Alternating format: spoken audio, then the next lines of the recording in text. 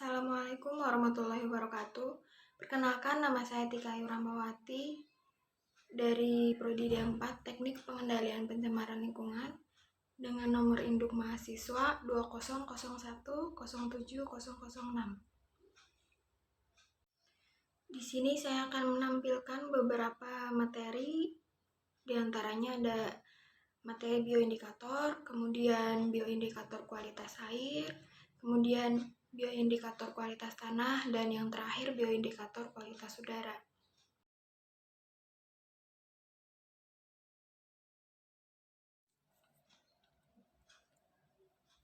Untuk materi yang pertama ada bioindikator.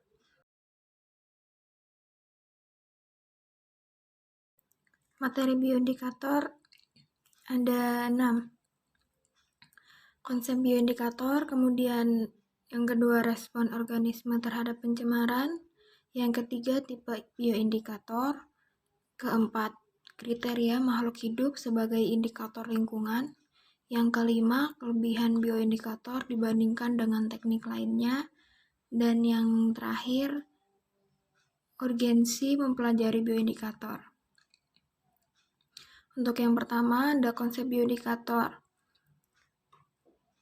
Suatu organisme yang dapat memberikan respon, indikasi, peringatan dini, representasi, refleksi, dan informasi kondisi atau perubahan suatu ekosistem disebut bioindikator, menurut Weisman et al. 2006.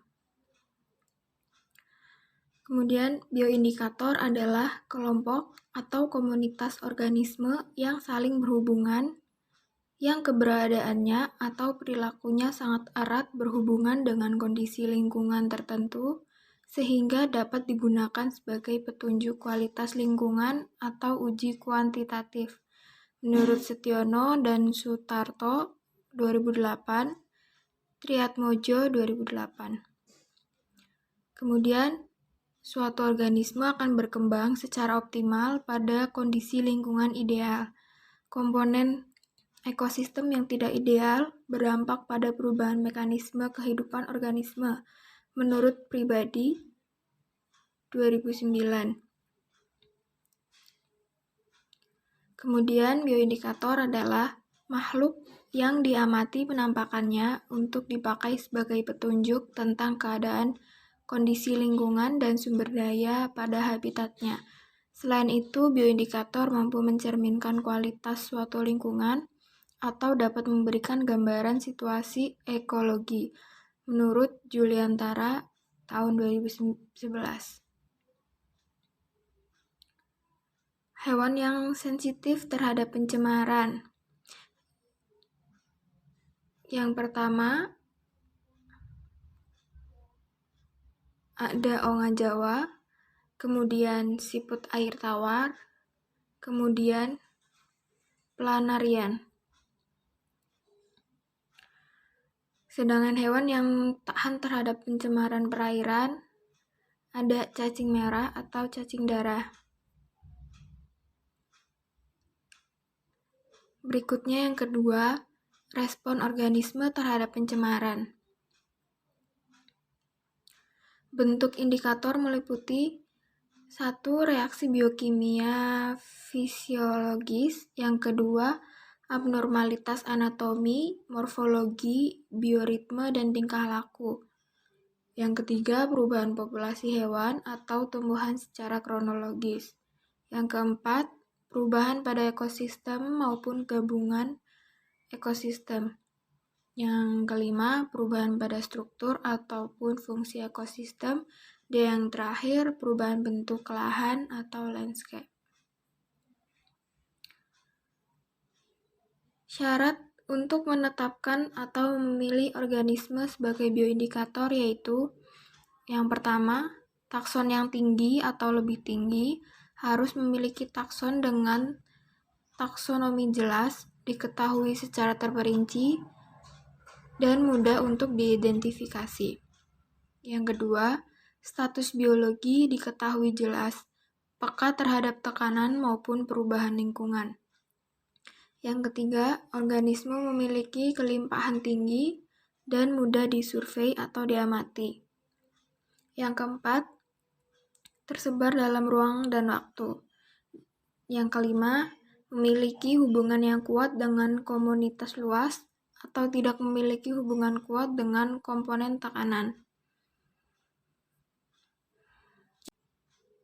Yang ketiga, tipe bioindikator.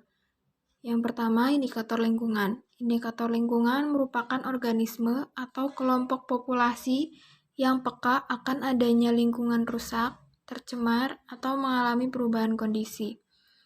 Indikator lingkungan dibagi lagi menjadi 5, yaitu sentinel, detektor, exploiter, akumulator, dan bioassay organisme. Kemudian ada indikator ekologis.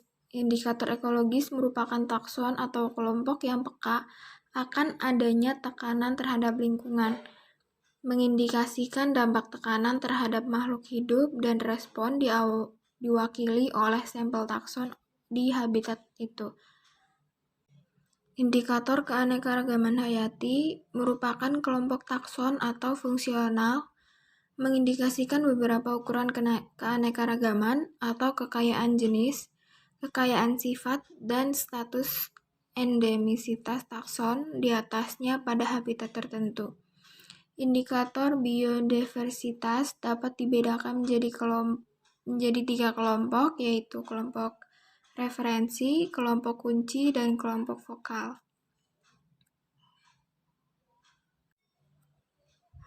Berdasarkan fungsinya, menurut Setiawan tahun 2008, bioindikator dapat dibedakan menjadi 3 kelompok, yaitu yang pertama indikator atau kehadiran dan absensinya menyimpulkan tentang permasalahan lingkungan secara kuantitatif jarang.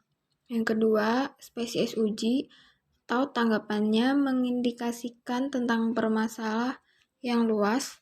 Spesies uji umumnya memiliki standarisasi yang tinggi.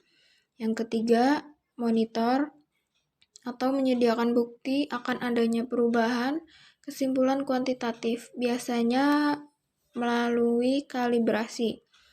Monitor terdiri dari monitor aktif yang tersedia dengan cepat di alam dan monitor pasif atau organisme monitor yang diintroduksi. Kemudian berdasarkan status makhluk hidupnya, bioindikator dapat dibedakan menjadi 2, yaitu fitoindikator dan zooindikator.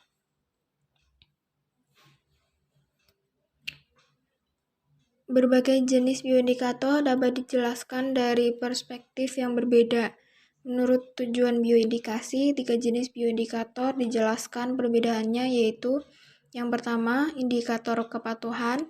Indikator kepatuhan misalnya atribut populasi ikan diukur pada tingkat populasi, komunitas, atau ekosistem, dan difokuskan pada isu-isu seperti keberlanjutan populasi atau masyarakat secara keseluruhan. Yang kedua, indikator diagnostik. Indikator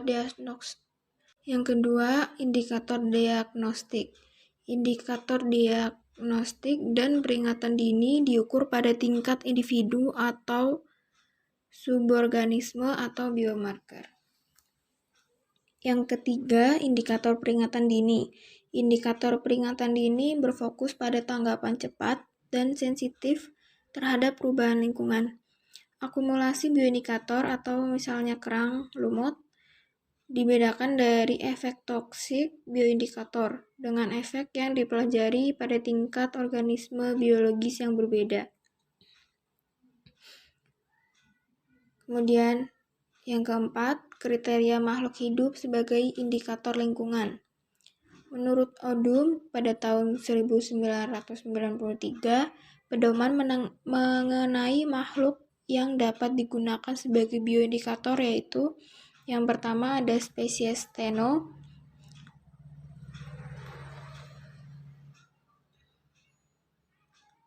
atau kisaran toleransinya sempit, lebih baik dipakai sebagai indikator dibandingkan dengan spesies yang euri atau kisaran toleransinya luas.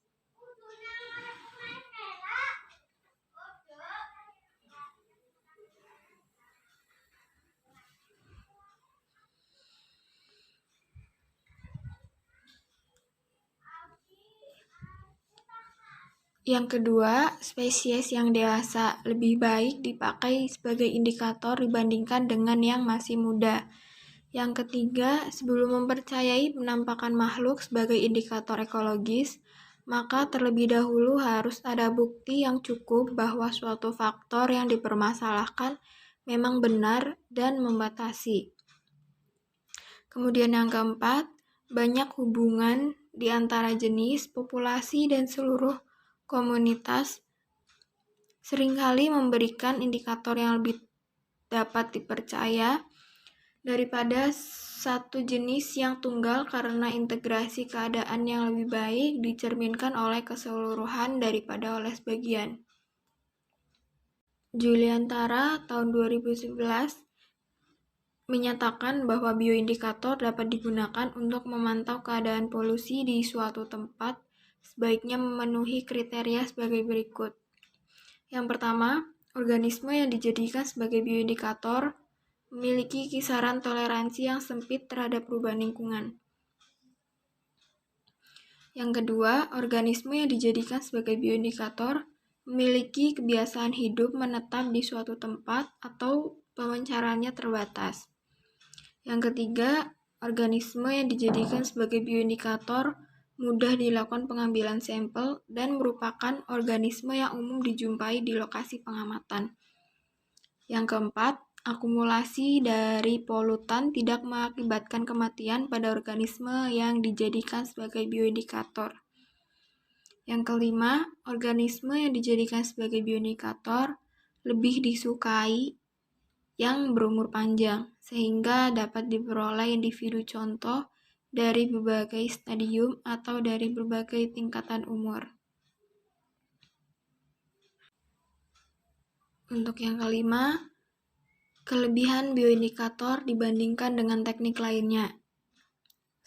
Pertama, perbandingan dengan teknik umum.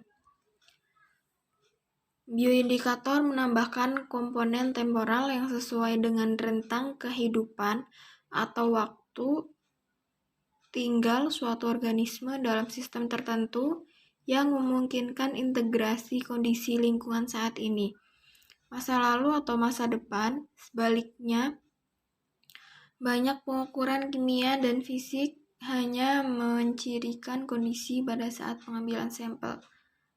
Kemudian, manfaat lain dari penggunaan bioindikator adalah kemampuan mereka untuk menunjukkan efek biotik polutan secara tidak langsung ketika banyak pengukuran fisik atau kimia tidak bisa. Kemudian, biota adalah prediktor terbaik tentang bagaimana ekosistem merespon gangguan atau kehadiran seorang pemicu stres.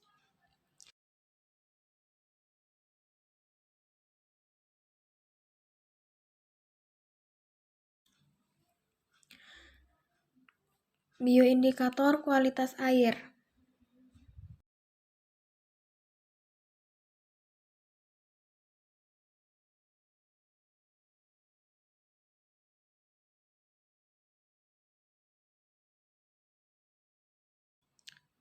Biomonitoring air dilakukan dengan melihat keberadaan kelompok organisme indikator, yaitu yang pertama ada plankton, organisme yang umumnya sangat kecil, hidup melayang-layang di dalam air.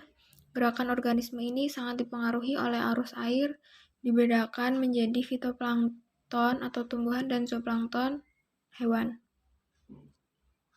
Yang kedua ada nekton, organisme yang dapat bergerak bebas.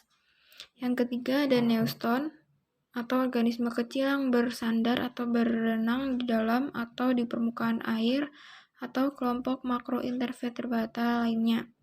Yang keempat ada perifiton, atau organisme yang menempel atau menyerap pada organisme atau benda yang lain yang menyembul ke permukaan air, seperti kelompok alga, cyanobacter, mikroba, dan detritus yang hidup di dalam air. Yang kelima ada mikrobentos atau kelompok mikroorganisme yang hidup di dalam atau di permukaan air, merayap atau melekat di dasar perairan.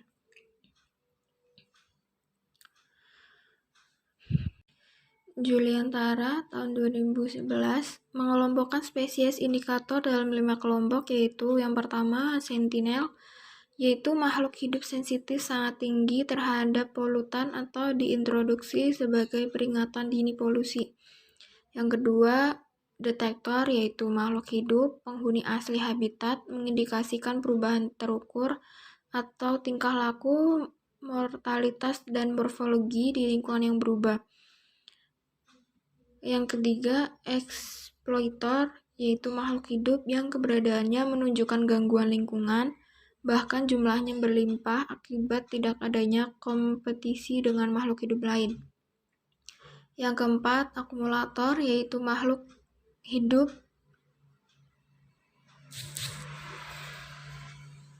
yang mengambil dan mengakumulasi bahan kimia dalam jumlah yang dapat diukur. Yang kelima, organisme bioasai, yaitu makhluk hidup yang terpilih yang digunakan untuk mendeteksi adanya polutan di laboratorium, baik besaran, konsentrasi, maupun tingkat toksisitasnya. Plankton. Plankton sendiri dibedakan menjadi dua, yaitu fitoplankton dan zooplankton. Yang pertama, fitoplankton. Fitoplankton juga dikenal sebagai mikroalga, mirip dengan tanaman terestrial karena mengandung klorofil dan membutuhkan cahaya matahari untuk hidup dan berkembang. Fitoplankton juga merupakan sumber penting perpindahan polutan dari air tingkat tropik atas dan bahkan ke manusia. Alga tidak dapat membusukkan pestisida dan dengan demikian merupakan rantai transfer ke herbivora ketika diberi makanan.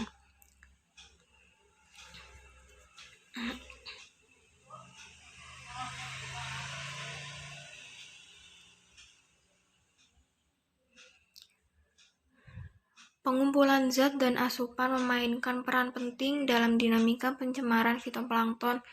Jika cahaya terhambat, itu menghambat asupan amonia dan nitrat oleh fitoplankton.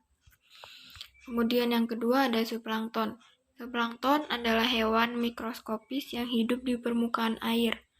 Mereka adalah perenang yang buruk, sebaliknya mengandalkan arus sebagai mekanisme transportasi. Mereka memakan fitoplankton, bakterioplankton, dan detritus. Zooplankton merupakan sumber makanan penting untuk ikan. Mereka juga memainkan peran penting sebagai bioindikator dan membantu mengevaluasi tingkat pencemaran air. Di komunitas air tawar, bersama dengan ikan, mereka adalah suplemen makanan utama bagi spesies laut lainnya. Mereka diasumsikan menjadi bagian penting dalam menunjukkan kualitas air, eutrofikasi, dan produksi tubuh air tawar. Untuk menentukan status badan air tawar, perlu untuk mengukur variasi musiman dan kehadiran zooplankton. Pengambilan sampel. Pengambilan sampel fitoplankton mengikuti Badan Penelitian Perikanan Laut (BPL) tahun 1989, yaitu menggunakan jaring plankton ukuran 25 atau dapat pula menggunakan ukuran 250 mSh. Sampel fitoplankton yang terjaring kemudian dimasukkan ke dalam botol sampel dan diberi formalin 4%. Selanjutnya dilakukan analisis di laboratorium. Selain pengambilan sampel fitoplankton, juga dilakukan pengukuran kualitas air dengan menggunakan water checker.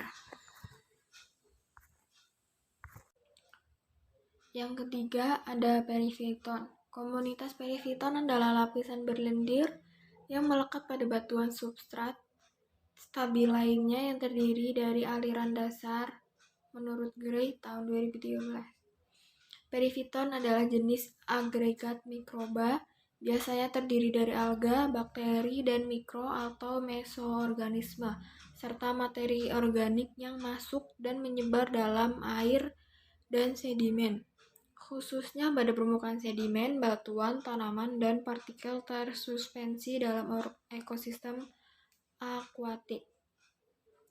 Perifiton ditemukan di dasar sungai dan perairan. Perifiton mirip lapisan lendir di perairan. Kadang-kadang sulit untuk mendeteksi warna perifiton yang terendam berupa objek warna coklat atau hijau. Istilah perifiton adalah pendeskripsi yang paling umum dalam ekologi aliran untuk komunitas ini. Namun, istilah lain juga digunakan seperti Aufwuchs atau umumnya digunakan di Eropa, deskripsi Jerman dari komunitas yang berarti tumbuh, dan Phytobenthos.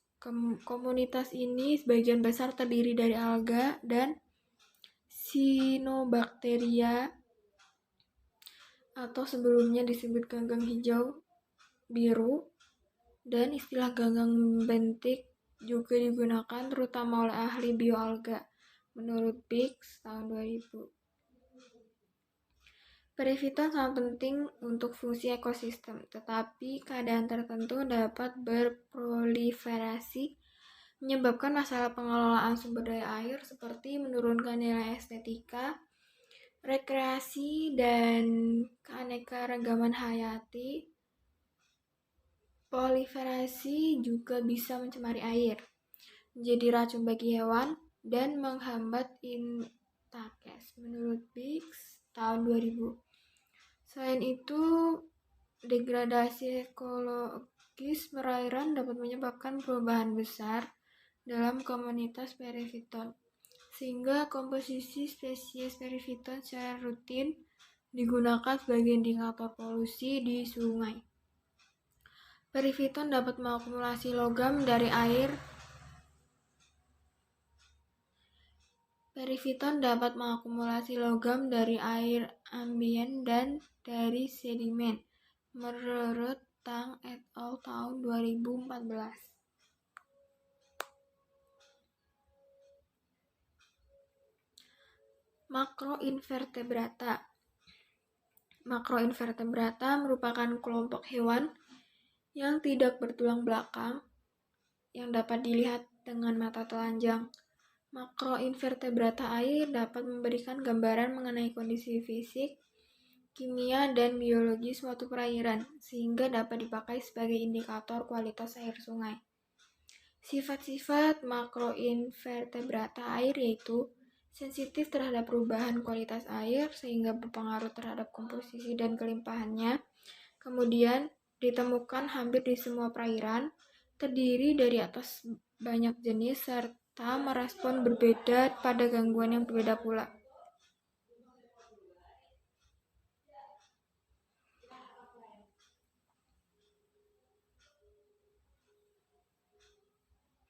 Terdiri atas banyak jenis serta merespon berbeda pada gangguan yang berbeda pula. Mama, jangan keseron.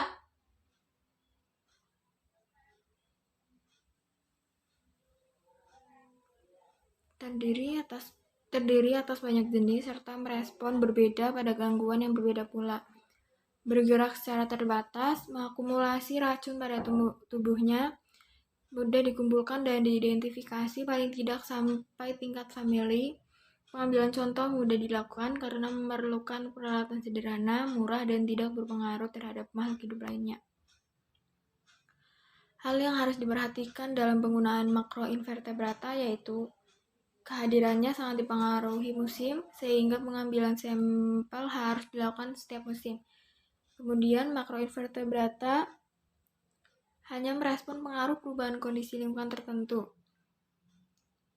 Kemudian kondisi fisik dan kimia perairan seperti kecepatan aliran air, substrat dasar sungai, keberadaan pusaran dan genangan air, lebar sungai, kemiringan tutupan vegetasi pada tebing sungai, kandungan unsur hara, dan konsentrasi oksigen terlarut dapat mempengaruhi keberadaan makroinvertebrata.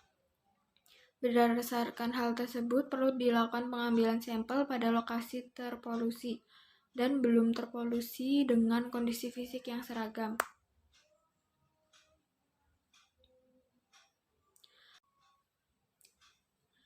Makrobenthos. Benthos adalah hewan yang sebagian besar siklus hidupnya di substrat dasar perairan atau bagian permukaan.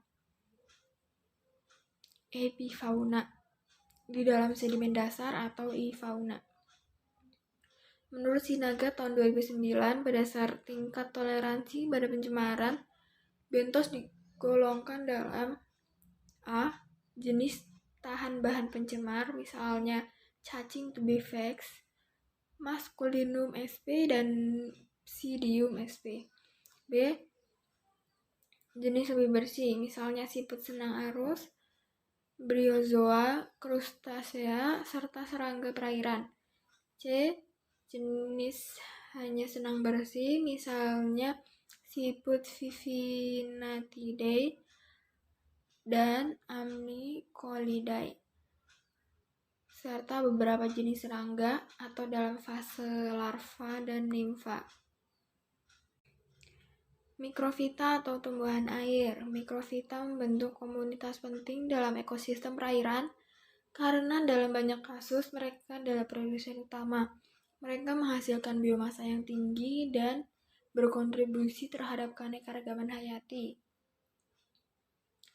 Yang pertama, contoh metode penelitian berdasarkan Water Framework Directive.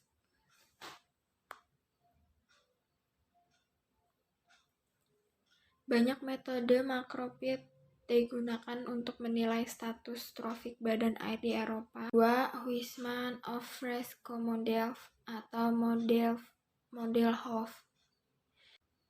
Hierarkis dari 5 model dengan peningkatan kompleksitas yang ditujukan untuk menyesuaikan kurva respons spesies satu bentuk pada gradien lingkungan.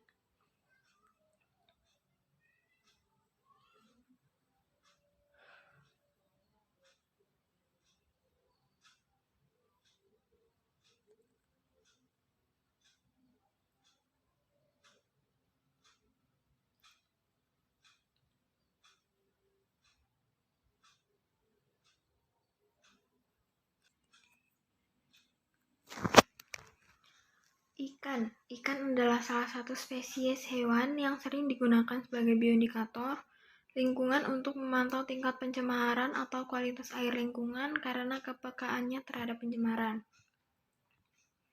Menurut file tahun 2011, keuntungan menggunakan ikan sebagai indikator kesehatan lingkungan yaitu: yang pertama, ikan adalah indikator yang baik untuk efek jangka panjang atau beberapa tahun dan kondisi habitat yang luas karena mereka relatif berumur panjang dan bergerak.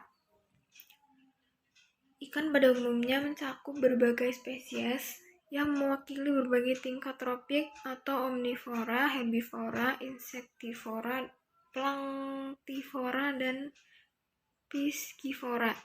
Mereka cenderung mengintegrasikan efek dari tingkat trofik yang lebih rendah. Dengan demikian, struktur kumpulan ikan mencerminkan kesehatan lingkungan yang terintegrasi. Ikan berada di bagian atas rantai makanan akuatik dan dikonsumsi oleh manusia, menjadikannya subjek penting dalam menilai kontaminasi. Yang keempat, ikan relatif mudah dikumpulkan dan diidentifikasi pada tingkat spesies. Sebagian spesiesmen dapat disortir dan diidentifikasi di lapangan dan dilepaskan tanpa cedera. Persyaratan lingkungan dari ikan secara umum relatif sudah diketahui. Informasi tentang distribusi ikan biasanya tersedia. Yang kelima, penggunaan kehidupan akuatik atau standar kualitas air biasanya dicirikan dengan istilah perikanan atau misalnya air dingin, air hangat, olahraga, hijauan.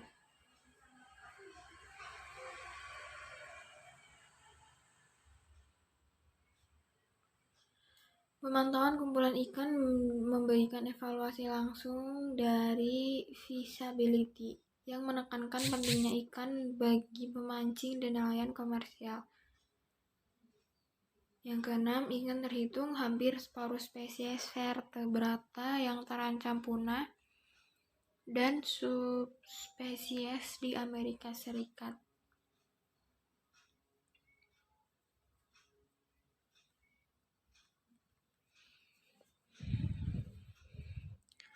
Materi selanjutnya yaitu bioindikator kualitas tanah. Bioindikator kualitas tanah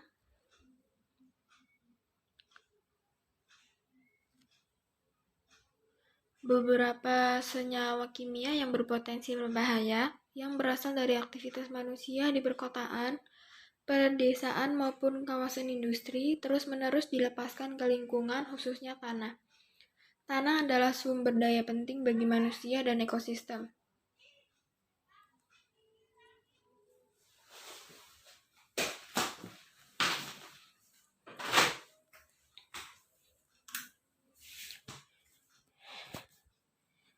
Faktor biologis dapat menunjukkan keseimbangan lingkungan yang lebih baik melalui indeks biotik yang berasal dari pengamatan spesies bioindikator.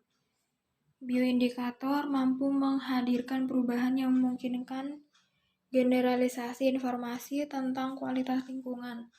Misalnya, akumulasi zat dalam konsentrasi lebih tinggi dibanding yang dianggap normal atau esensial untuk metabolisme tubuh, atau menghadirkan perubahan dalam hal jumlah organisme.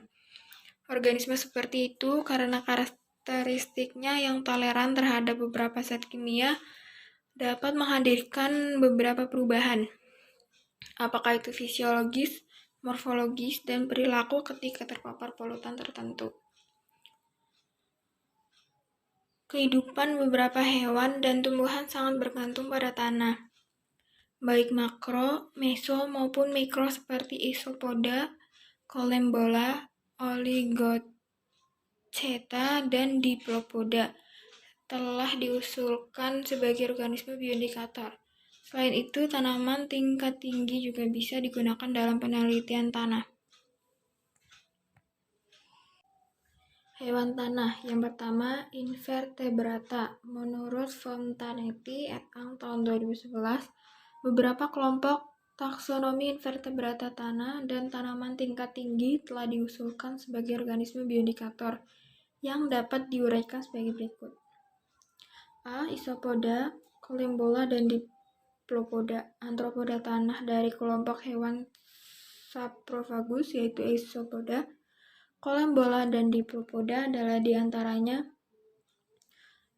organisme yang dapat dianggap paling tepat untuk mengevaluasi efek akumulasi zat beracun yang ada di tanah karena kontak langsung dengan kontaminan yang ada di dalamnya.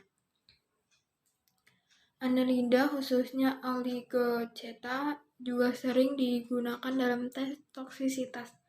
Invertebrata ini melakukan kontak dengan sejumlah besaran polutan yang ada di kompartemen ini dengan gerakan dan konsumsi tanah atau serasa daun yang terkontaminasi.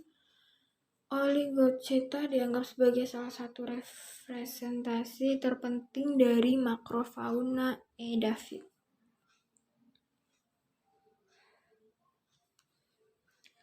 Cacing tanah dapat menunjukkan kualitas tanah dengan 1. Kelimpahan dan komposisi spesies fauna cacing tanah di lokasi tertentu. 2. Perilaku masing-masing cacing tanah yang bersentuhan dengan substrat tanah atau preferensi penghindaran dan atau aktivitas. 3. Akumulasi bahan kimia dari tanah ke dalam tubuh. Dan yang keempat, biokimia atau sitologi stres biomarker di cacing tanah. Kelompok taksonomi lain yang digunakan dalam analisis toksikologi adalah Isopoda. Salah satu ordo terbesar dari krustasea dengan sekitar 10.000 spesies yang dideskripsikan sebagian besar laut. Isopoda terrestrial telah digunakan dalam uji toksisitas tanah dan parameter utama evaluasi dalam kelimpahan individu, tingkat reproduksi, dan kelangsungan hidup. Nematoda. Nematoda banyak dimanfaatkan sebagai bioindikator. Nematoda bebas maupun tanah menjadi indikator karena memberikan gambaran taksonomi dan pekannya melimpah. Nematoda memiliki peran penting dalam food webs. Nematoda memiliki sifat yaitu yang pertama, respon terhadap pencemar, memberikan gambaran perbaikan ekosistem karena mempunyai lapisan kulit permeabel. Yang kedua, sifat tanah semisalnya kriptobiosis akan inaktif bila di lingkungan tidak mendukung, sementara Dorilamidae bersifat rentan sehingga mudah terpengaruh perubahan ekosistem. Yang ketiga, ada nematoda yang bersifat berbahaya bagi tumbuhan, memutus sirkulasi air dan hara sehingga merusak tumbuhan dan mengganggu produktivitas. Kebanyakan nematoda bersifat menguntungkan dalam ekosistem karena mempercepat laju perombakan bahan organik dan pembentukan mineral dalam tanah. Yang keempat, nematoda mudah dipelajari secara terpisah berdasarkan bentuk morfologi dan jenis makanan. Berdasarkan jenis makanan atau mangsa nematoda terdiri atas 6 kelompok, yaitu 1. Pemangsa algae atau lumut,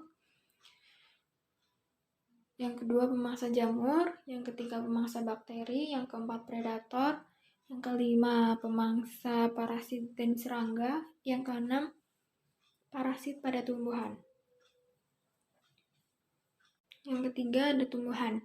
Tumbuhan terlepas dari perbedaan struktur dan metaboliknya dapat memberikan informasi penting tentang potensi zat sitotoksik, genotoksik, dan mutagenik bahkan ketika terpapar dalam jangka pendek dan menawarkan beberapa keuntungan seperti budidaya berbiaya rendah dan perawatan yang relatif mudah dibandingkan mamalia. Fontanetti et al. Tahun 2011 mengutip keuntungan lain dari penggunaan tumbuhan, yaitu yang pertama, tumbuhan tinggi akan eukariota. Dengan demikian, struktur dan organisasi selulernya mirip dengan manusia dan digunakan untuk membuat perbandingan dengan hewan. Yang kedua, teknik yang digunakan untuk penelitian ini relatif sederhana dan dapat dilakukan dengan gesit. Yang ketiga, budidaya organisme memiliki biaya rendah dan perawatan yang mudah.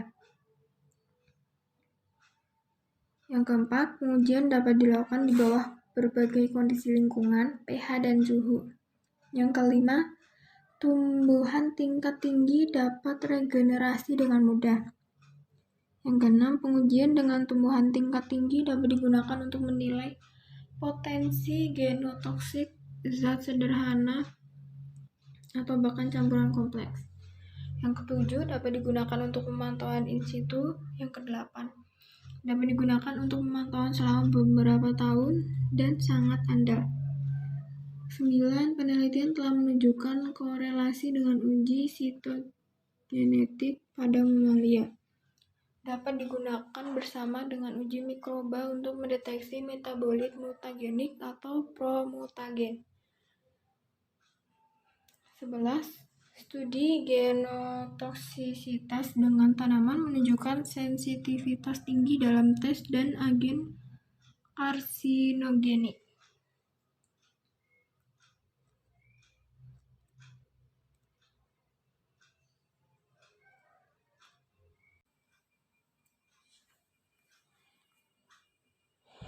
Materi selanjutnya ada bioindikator kualitas udara.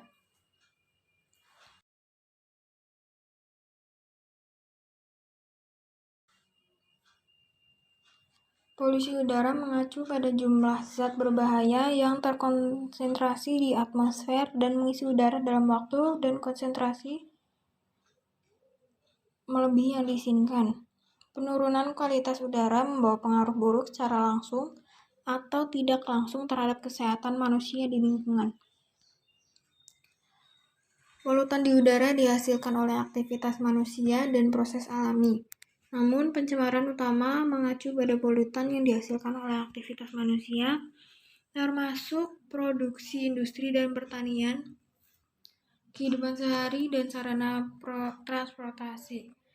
Beberapa polutan udara yang umum adalah SO2, partikel tersuspensi terutama NOx, CO, VOC, atau volatile organic compounds atau senyawa organik volatil, logam berat, zat radioaktif, oksida fotokimia, dan lain-lain.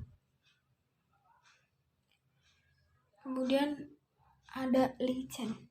Lichen adalah gabungan dari bakteri Cyanobacterium dan alga simbiotik. Sebagian besar dapat bertahan pada kondisi lingkungan yang keras. Bentuk lichen adalah seperti kerak, sehingga disebut lumut kerak. Tumbuh lebat pada pohon, batu, dan tanah kosong.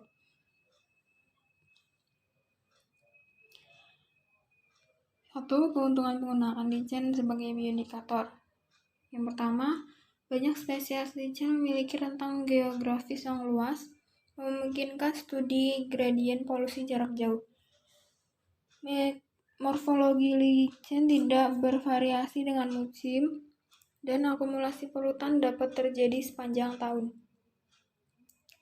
Lichen biasanya berumur panjang. Pertukaran air dan gas di seluruh talus lichen membuat mereka sensitif terhadap polusi. Lichen tidak memiliki akar dan tidak memiliki akses ke sumber nutrien tanah dan bergantung pada endapan, rembesan air di atas permukaan substrat, atmosfer, dan sumber nutrisi lain yang sangat encer. Dengan demikian, kandungan jaringan mereka sebagian besar mencerminkan sumber nutrisi di atmosfer dan kontaminan. Lichen tidak memiliki jaringan pelindung atau jenis sel yang diperlukan untuk menjaga kadar air internal tetap konstan. Yang kedua, metode pengukuran respon lichen terhadap polusi udara. Menurut Sen dan Kundu tahun 2016, metode yang paling banyak digunakan untuk mengukur respon lichen terhadap polusi udara adalah studi fumigasi dan gradien.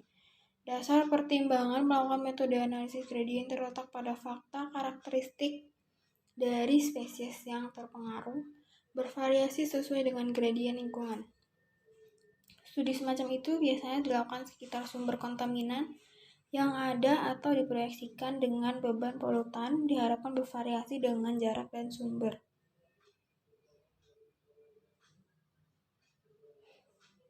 Studi gradien lebih jauh dapat diklasifikasikan menjadi beberapa tahap, yaitu dengan memetakan semua spesies yang ada di suatu area.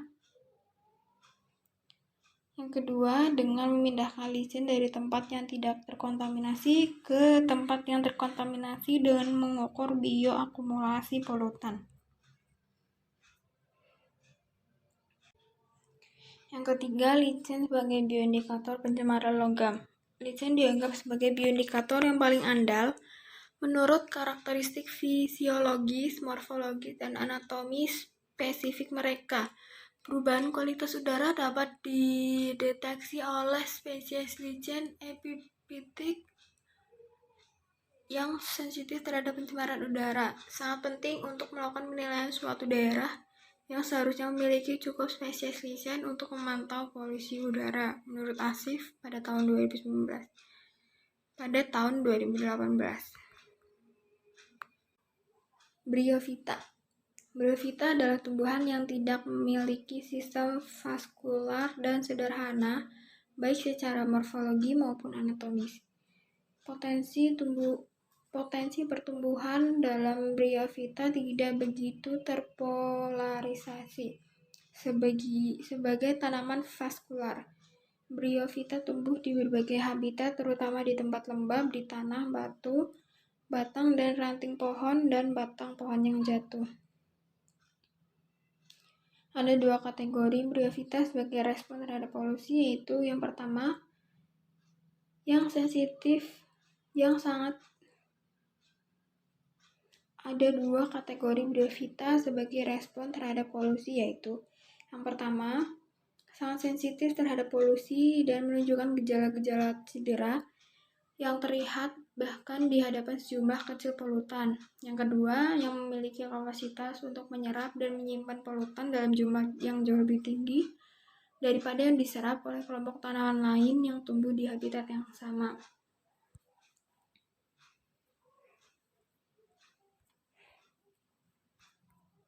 Metode pemantauan. Untuk memantau polusi udara secara keseluruhan oleh Bryophyta epiphyt, beberapa metode telah dikembangkan dan diterapkan dalam berbagai studi in situ. Yang pertama, metode survei. Yang kedua, metode transplantasi. Kemudian, metode fitososiologikal. Kemudian yang terakhir, metode ekofisiologis. Pteridophyta. Pteridophyta atau kelompok paku-pakuan adalah indikator positif dari integritas hutan. Dianggap berada di antara tanaman darat paling awal muncul. Pteridophyta adalah kelompok yang terdiversifikasi secara global menurut Kraft et al. Tahun 2010. Oleh karena itu, kelompok tumbuhan ini ada di mana-mana dan memiliki kombinasi atribut menguntungkan untuk studi bioindikator. Pertama, sebagian besar herbivora atau vertebrata serangga menghindarinya. Kedua, mereka tidak memiliki mekanisme penyerbukan biotik atau zooxori. Akhirnya, spora Pteridophyta memungkinkan mereka menjadi pionir di habitat asli yang terisolasi dari lainnya.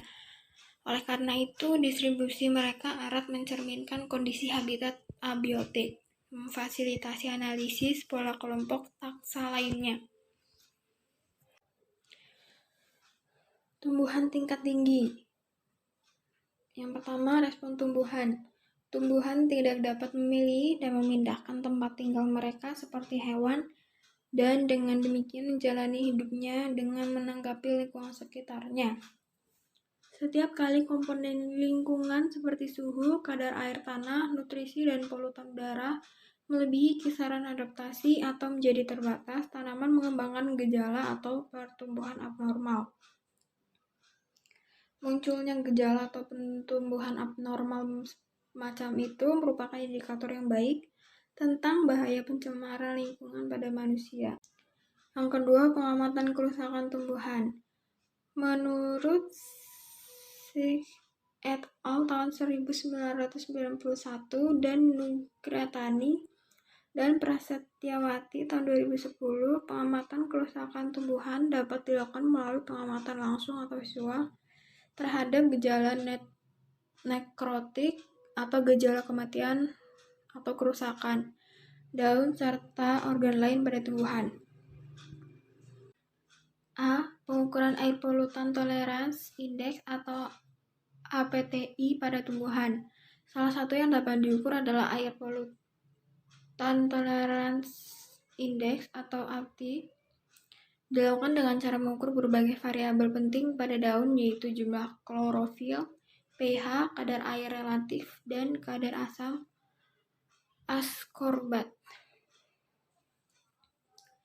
B. Memperkirakan pencemaran menurut kandungan zat beracun dalam tanaman. Daun adalah organ utama untuk menyerap polutan atmosfer. Oleh karena itu, penentuan kandungan daun polutan dapat menjelaskan kontaminasi di daerah tersebut. C. Analisis oleh tree ring atau lingkar pohon atau lingkar tahun. Lingkar pohon dapat mencerminkan sejarah polusi beberapa tahun. Lingkar pohon rata-rata terkontaminasi menyempit. Juga bahan lingkar ditentukan oleh X-ray, situasi polusi, tahun proporsi polusi serius dari kayu kecil. D. Metode pemantauan lainnya. Perubahan fotosintesis dan indeks fisiologis lainnya dari tanaman dapat mencerminkan pencemaran lingkungan atmosfer, seperti penentuan fotosintesis tumbuhan untuk menghasilkan kapasitas oksigen dan kandungan klorofilnya.